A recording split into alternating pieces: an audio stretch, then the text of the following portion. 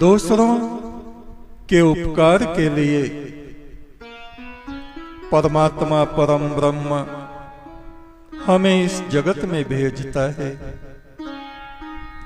हमारा जीवन दूसरों के काम आ सके। और सबसे अधिक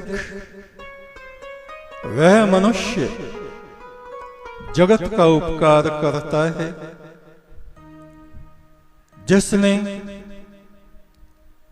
अपनी व्यक्तिगत कामनाओं को त्याग दिया है, स्वार्थ को त्याग दिया है, लोभ लालच को त्याग दिया है, क्रोध को त्याग दिया है।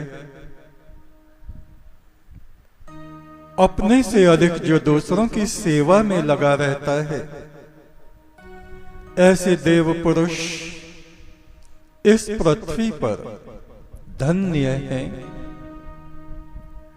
परमेश्वर उनको अपना अमृत प्रदान करता है।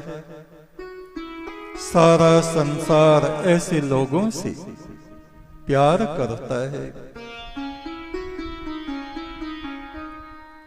कोई व्यक्ति जब ब्रह्मरूप सतगुरु की शरण में पहुंचता है,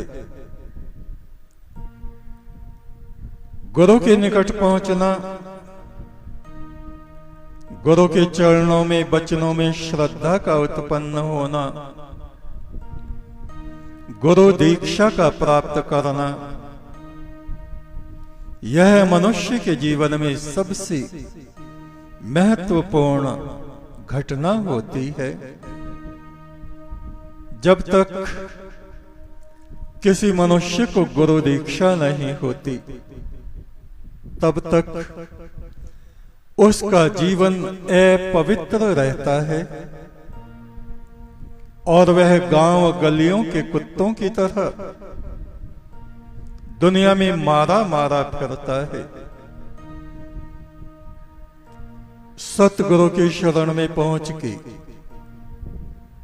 जिसको ब्रह्म दीक्षा की प्राप्ति हो जाती है, परम ब्रह्म का मंत्र सतगुरु के द्वारा जिसको प्राप्त हो जाता है,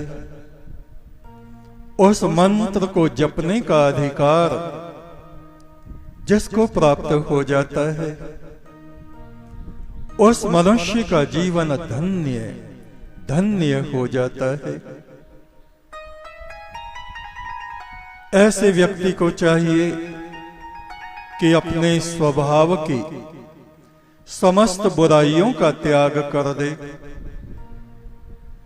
जगत वासना, जगत तृष्णा में ना पड़े, लोभ लालच में ना पड़े। गुरु के चरणों में पहुंचा है तो यदा कदा हमेशा गुरु दर्शन के लिए, सत्संग के लिए पहुंचता रहे। क्योंकि जितनी बार गुरु का दर्शन होगा, जितनी बार गुरु के दिव्य वचनों को हम सुनेंगे, उतना अधिक हमारी आत्मा में शीतलता, शांति और ईश्वरीय प्रकाश की वृद्धि होगी।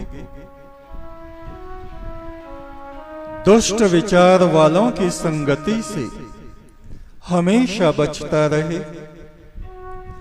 क्योंकि उनकी बुद्धि पर अंधकार छाया रहता है। वे अहंकार में भरे, अज्ञान में भरे, आसुरी भावनाओं से ढके रहते हैं। उनको ईश्वर की किरणें इस जन्म में प्राप्त नहीं होती। इस जन्म में यदि वो पुण्य करें, तब अगले किसी जन्म में वो पुरुष ब्रह्म परमात्मा उनको सतगुरु से मिलाएगा, उनमें श्रद्धा को उत्पन्न करेगा। बिना श्रद्धा के कोई भक्ति नहीं कर सकता। श्रद्धा और भक्ति के बिना किसी की आत्मा निर्मल नहीं हो सकती, और आत्मा के निर्मल हुए बिना कोई दिव्यता को प्राप्त नहीं कर सकता, और देव पुरुष बने बिना कोई भी आत्मा, कोई भी व्यक्ति उस परम ब्रह्म के सन्मुख पहुंच ही नहीं सकता।